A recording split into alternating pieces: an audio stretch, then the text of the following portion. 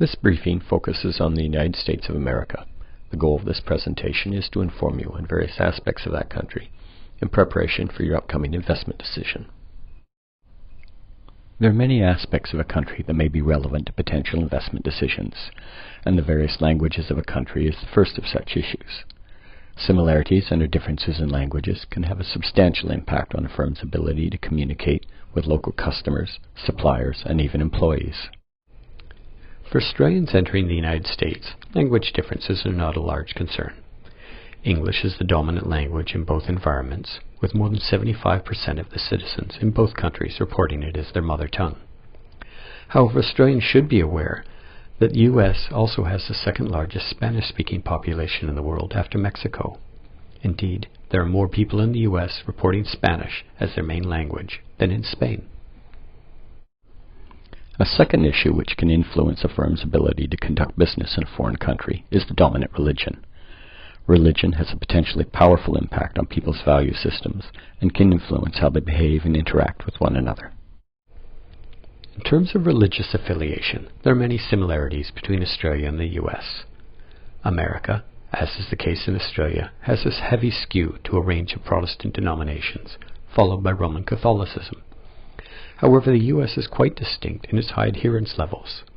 A majority of Americans, roughly 59%, report that religion plays a very important role in their lives, compared to less than 20% of the Australian population. A third factor which may influence a company's ability to conduct business in a foreign country is the level of industrial development. This not only influences the cost of labor in a country and the consumption patterns, but it also arguably shapes the attitudes, values, and behaviors of the population in general. In terms of the level of economic and industrial development, Australia and the U.S. are very similar, with comparable levels of GDP per capita. However, it is also noteworthy that the U.S. has a much larger manufacturing sector. In contrast, the Australian economy is more heavily skewed to mining and agriculture. A fourth important issue is the similarities and or differences in the educational systems of countries. As is true in Australia, education in the United States is compulsory and available to all people in public schools for free up to year 12. In addition to that, private schooling is also provided by churches and other institutions. However, there also exist substantial differences between Australia and the U.S. At the primary and secondary levels, U.S. schools are run on a district base rather than a state base, and thus curriculums and arguably the quality of education can vary much more substantially than in Australia. Moreover, at higher education levels in the U.S., it is substantially more expensive than Australia.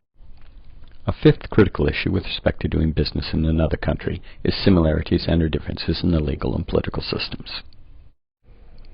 Australia and the United States have similar political and legal systems. The common law system, as developed in the United Kingdom, forms the basis of American jurisprudence, just as in Australia. In both countries, all people are treated equally before the law. Conversely, state governments in the U.S. are substantially more independent than in Australia, retaining more autonomy across a broader range of issues, including assessing their own income tax. Additionally, the U.S. presidential system also means that the president holds considerably more power than an Australian prime minister. A sixth but potentially more subtle issue is similarities and or differences in actual business practices. This can involve simple but potentially embarrassing issues such as how to properly greet people and attitudes towards time. Given that they share a common Anglo-Saxon background, it should not be surprising that there is substantial overlap in business practices between the United States and Australia. For example, both countries have similar standards of business dress, with dark-colored suits for both men and women being the norm. Communication patterns are also similar, with direct eye contact and direct communication being common in the U.S. as it is in Australia. Nevertheless, there are some differences in U.S. business practices. For example, in the U.S., work hours are not as flexible as in Australia, and there is less accommodation for family commitments. Similarly, be aware that Americans tend to be more aggressive and hard-sell negotiators. The seventh and final issue is the broader set of cultural values which are commonly shared by a large portion of a country's population.